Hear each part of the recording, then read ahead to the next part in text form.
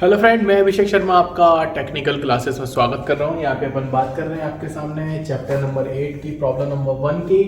तो simple problem है क्योंकि अपन स्ट्रेन एनर्जी की बात करेंगे इस चैप्टर के अंदर। तो कुछ बेसिक फॉर्मूले हैं जहाँ पे मुझे ज़रूरत लगेगी कि उन फॉर्मूलों को आपको बताना है या उसको एक्सप्लेन करना अच्छे तरीके से, तो मैं वहाँ पर जरूर करूँगा। पर ये बहुत सिंपल प्रॉब्लम है, देख लेते हैं।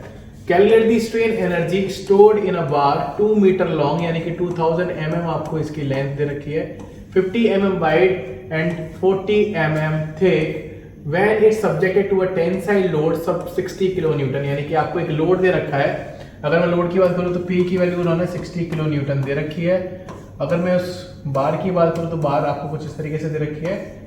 इसका जो क्रॉस सेक्शन है वो आपको दे रखा है उन्होंने 50/40 आपको दे रखा है। लेंथ आपको दे रखी है यहाँ पे 2000 mm और यहाँ पे एक आपका लोड लगा रखा है जो P था, जो मैंने आपको अभी ऊपर बताया है।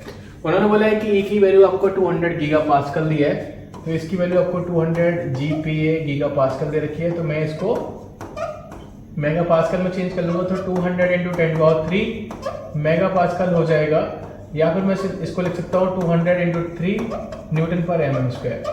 तो सबसे पहले मेरी बात जो आती है, क्योंकि जो फॉर्मूला होता है मेरा स्ट्रेन एनर्जी को कैलकुलेट करने का, उसके अंदर मेरी क्या आती है, सिग्मा स्क्वायर आता है। क्या आता है, सिग्मा निकालना है, यानी कि आपको डायरेक्ट स्ट्रेस पता होनी चाहिए। तो डायरेक्ट स्ट्रेस क्या होता है आपका, resisting force per unit area, यानी कि जो फोर्स लगा है आपका उसका जो क्रॉस सेक्शनल एरिया है वो आपको कंसीडर करना है।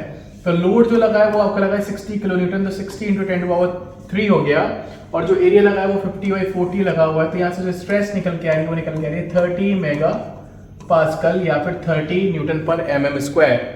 इस वैल्यू को मैंने यहाँ पे पुट किया 30 का स्क्वायर ओवर 2, ई की वैल्यू भी जो मैंने बताई वही लगानी है 200 × 10⁻³ और यहाँ पे जो वॉल्यूम है, वॉल्यूम आपको साफ साफ दिखाई दे रहा है।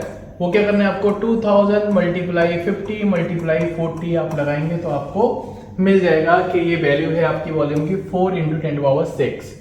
जैसे आप देखेंगे 5 × 20 हो जाएगा, 20 में मल्टीप्लाई करेंगे 2 का तो 40 आएगा, तो वो आप 0 देखेंगे, 1 2 3 4 5 और 1 और 6, तो बस आपकी वैल्यू आ जाएगी 4 × 10⁻6।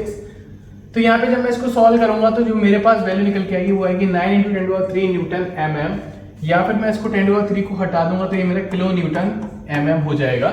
तो ये आंसर है मेरा। सिंपल प्रॉब्लम है, बेसिक फॉर्मूले पे है। अगर आपको समझ में आए तो प्लीज लाइक जरूर करना, शेयर जरूर करना। Thank you for watching guys, thank you so much.